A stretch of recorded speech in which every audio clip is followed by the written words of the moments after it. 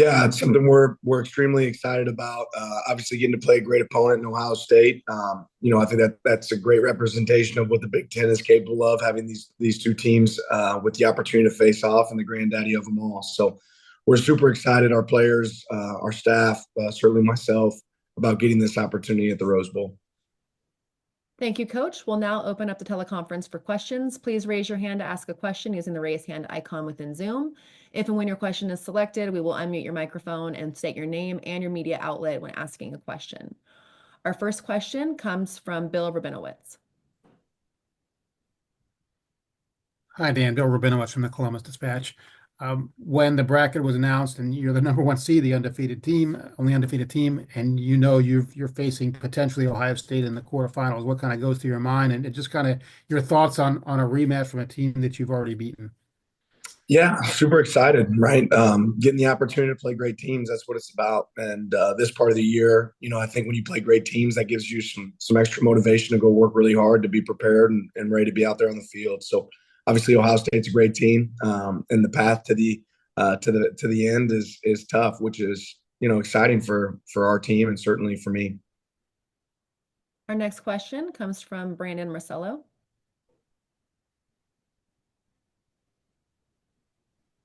Hey, Dan, Brandon Marcel, CBS Sports. I was wondering, obviously any season's a long season, but this one could be especially so for you guys. And, I believe since 1894, we haven't seen a 16-0 college football program in the FBS. Obviously, I'm looking ahead there, but when you're going through this season, knowing how long a season can be for you, one, how difficult is it? And I guess battling that psychologically with your players, preparing them mentally for that, and of course, physically navigating this schedule?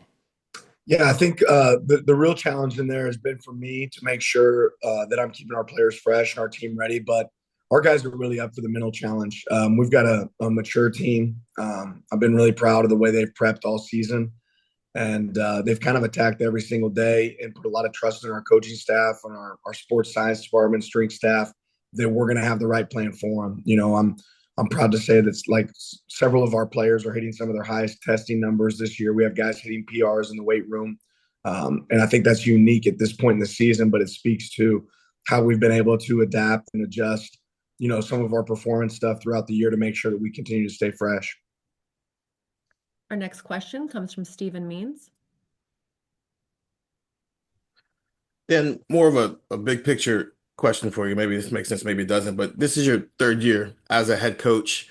And when you are developing what type of style of coach you want to be, what your philosophies are going to be, and essentially what you want to be known as a head coach, can you walk me through what that process is like and coming to stylistically the type of person you want to be as a head coach when building a program for the first time? Winning, right? I want to be known as a guy that wins, and I hope that I'm a guy that's known as not the same coach today as I was yesterday. I hope I continue to grow. We always ask our players to improve, to get better, and that's the same challenge that I have for myself. I hope I play to our team's strengths. I hope that I make sure I let the players win it on the field and have success out there on the field. But I hope again that I'm not the same coach, 10 years from now that I am today. So if I continue to get better and our team continues to improve, then I think we'll have the best result possible on the field. Our next question comes from Zach Neal. Morning, Dan. Zachary Neal, USA Today. Coach Day remarked that both of these teams are far different than they were when you guys played in October. One player you didn't have then was Jordan Burch, one of your best defensive players. What does he bring to your defensive front, and kind of what does his presence mean on the team this time around? Yeah, I think just his size and athleticism. God doesn't make a lot of people that look like Jordan Burch. I think when people see him, they're always surprised to hear that he's almost 300 pounds. Because he looks really good. At his size, but he plays like a beast on the field. Relentless effort, and the fact that we have great depth and several guys that can play edge positions for us, that allows us to make sure that when he's on the field, he's fresh. And a fresh Jordan Burch is really dangerous. Our next question comes from James Crepia. Dan, how much clarity have you been able to get in the week since this junior college injunction and the impact that could have on Kobe, Jamari, and George in the short term, and I suppose Sione in the long term could go from being a redshirt junior to a redshirt freshman theoretically? I haven't put a lot of focus on it right now. I think there's time for that. I don't know that it'll be as easy as maybe people read into, but again, that really hasn't been my focus right now, and I don't think it's really been those players' focus either. So we'll cross that bridge when we get there. If there's an ability to create that or not, we'll see. Our next question comes from Rob Aller. Hey, Dan, Rob Aller, Columbus Dispatch. Teams don't play each other in the same season very often in college football. I think you did with Washington last year. Is the attitude, philosophy, just stick with what worked before when you're going into the second one? Is there a tendency to think you have to put wrinkles in there, overthink things, or it's just it worked before, it'll work again? How does that play out in those coaching meetings? You said you were from Columbus, Yes. so you want our game plan? Is kind of what you're saying? We're going to do the same thing again. Yeah, they're paying me pretty well. Yeah, we're going to do the exact same thing, right? Every play, first call. No, you look at what worked, you look at what didn't work, you look at how your teams changed, and you try to play again to your strengths. You look at how your opponent's teams change. So there's going to be some differences in this game from the last game for sure. Our next question comes from AP Stedham. Hey, Coach, this is AP Stedham from AP As We See It. Coach, what distinguishes Will Howard as a quarterback, and what have you seen since the time you played him in October? Well, I think he has good size, obviously, and he's a big body. It's hard to get down. More than that, I think he's built a lot of confidence in the guys that he's able to throw the ball to, and even some confidence in the quarterback run game. I think you see him utilized a little bit more in the QB run game later in the season. But he does a good job of throwing good balls. He certainly threw a lot of good balls the other night, down the field, and was able to target those wideouts for explosive plays down the field. So he's playing really good football right now. Certainly played really good football against Tennessee. Our next question comes from Jordan Mendoza. Hey, Coach, Jordan Mendoza with USA Today Sports. Obviously, you guys have played this team before, but it's going to have been almost 3 months since the last time you see them. Just looking at Ohio State and what they've been able to do since then, how has Ohio State changed, and how does that kind of change your approach from how you approached it from the first matchup to how you're going to approach it now? I won't really get into the differences, but they're a really good team. I don't know if there's a more talented team in the nation. Obviously, they've got great weapons outside at wideout and across the board. Their tight end's a big target. The running backs are elite.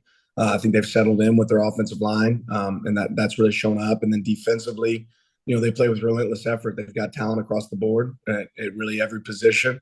Schematically, they pitch a lot of different things to you on both sides of the ball that stress you. The ability to play with tempo at times in offense and then slow it down and come out of a huddle. The shifts in motions, all those things show up. And then defensively, they kind of keep their foot on the gas, whether it's a pressure mentality at times and then coverage mentality at times. It seems like they're in the right call a lot of the time. So they do a good job on both sides of the ball with their coordinators, and their players do a good job of executing. Our next question comes from Matt Prem. Yeah, Dan, you talk about this team always improving every single week and towards the end of the year playing your best ball. How close do you feel like you are to that target rate? And I guess just what's different from this year's team or this team this week from the first meeting of improvement? Well, I think our best game just overall that we've played is probably our Washington game, just in all three phases. I think we've gotten better at different things with each group and each side of the ball throughout the season. But I think at moments we've certainly showed our ability to play a really good football. I think you probably argue that Ohio State's best game was the game that they just played. So, it's important at this point in the year that you're playing really good football. And sometimes you don't know that until you step on the field. And that's your job as a coach to get you ready for those moments, get our players ready for those moments. But certainly hope that we put our best foot forward when we play in this Rose Bowl. Our next question comes from Patrick Murphy. Hey, Dan, similar to some of the questions you've been asked about the sort of rematch, but when you're preparing for a game like this, do you look back much at that first game? Do you look more at what Ohio State's done since then and how you change things? What do you kind of focus on as you prepare? Well, you got the time to do it, so you look at all of it, right? You look at the history of the team. You look at the history of the coordinators. This kind of is unique where it gives you a little bit more time to evaluate big picture. just coordinator philosophies, and then also, the original matchup, what that looks like, and then what they've done since. So I don't think you necessarily focus on one of those things. I think you focus on all that. Our next question comes from Kyle Golick. Dan, Kyle Golick, Mike Farrell, Sports College Football Dogs. Dylan in the first matchup was able to make some plays with his legs, especially on that touchdown there. Ohio State saw a similar quarterback with Ayamaliava at Tennessee and was really able to limit his ability to shift the pocket and make plays with his legs. How important is it for Dylan to be mobile against this athletic Buckeye defense and athletic front seven? Yeah, I think it's important for Dylan to be able to take what's there, right? And at time that's going to be times that he's going to make those plays with his legs if they're in coverage. And at times that means he's going to have to be able to throw the ball. But Dylan's proven that throughout the year that he can do both. Our next question comes from James Watkins. Hey, Dan. James Watkins, Cleveland.com. I'm just curious, this game came down to literally the last second the first time. So how do you, with everything that's going on late game, keep track of timeouts, situations, everything that comes with a late close game? Yeah, one, you hope that you have your timeouts there. You hope that you're able to utilize them. And then we have a plan, when we want to call that third timeout, when we want to call the second timeout, when we call the last timeout. So for us, that's kind of something we do consistently throughout the season, throughout practice, creating those situations in practice, and evaluating, there's an ideal time for us in each one of those situations, when to utilize the timeouts and when to utilize the ability to get out of bounds, or when to use the 2-minute warning. So we kind of have that played out in our mind, scripted in our mind, so everybody's on the same page of when we would like to use those. Our next question comes from Zachary Neal. Dan, you know well as anyone about how important that next man up mentality is. I'm curious how impressed you've been with what Ohio State's done on the offensive line this year after losing 2 of their key pieces up front. Yeah, I think they've done a really good job. Obviously, they have good players, and they won several games last year with some of the guys in some of the positions that they're playing now. So I think having the ability to shuffle and put guys where you need to be able to put them, and then create that continuity, is really important, and they've been able to create that. Our next question comes from Brianna Armenthus.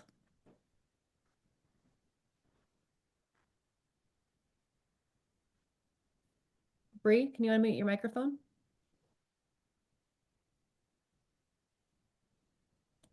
Okay, we'll move on to the next question. Next question will come from Ralph Russo.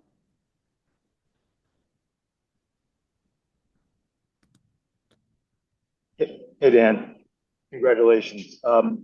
Listen, I know you want to bring the best players into Oregon, no matter how, whatever the mode, be it high school recruiting or transfers. But and you saw how that's done at Georgia. But when they're not in your backyard, how does it change the strategy when you don't have as many of those players within a 90-mile drive of campus? How does it change the strategy to get them?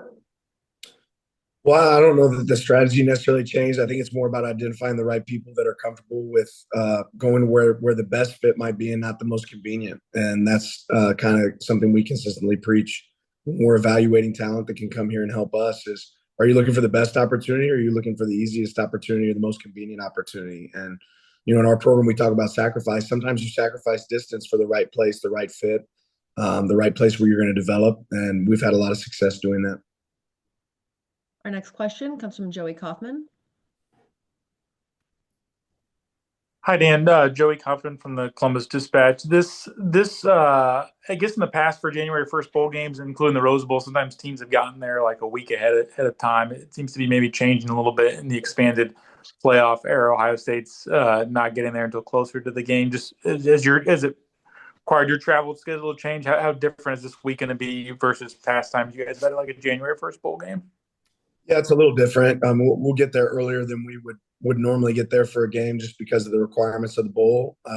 But ultimately, we would like to get there as close as we can to a normal game week. So we'll be probably similar mindset to those guys as far as getting as many practices in as we can here on campus, and then going there later in the week. Our next question comes from Max Torres. Hi, Coach. Good to see you. Max Torres, Scoop Duck on three. This team's been able to win a lot of different ways this season, whether it's shootouts, or blowouts, dog fights. Can you just speak to how valuable that is as you guys enter this playoff? Yeah, I think it's been really important for us, for our team, to realize that we can win in a lot of different ways, and with that piece, knowing that if you're able to put all three phases together and you play your best football, you can have a lot of success. So, football games come in a lot of different ways, and being able to be a team that can win it in multiple different ways is important for us. Our next question comes from Tim May.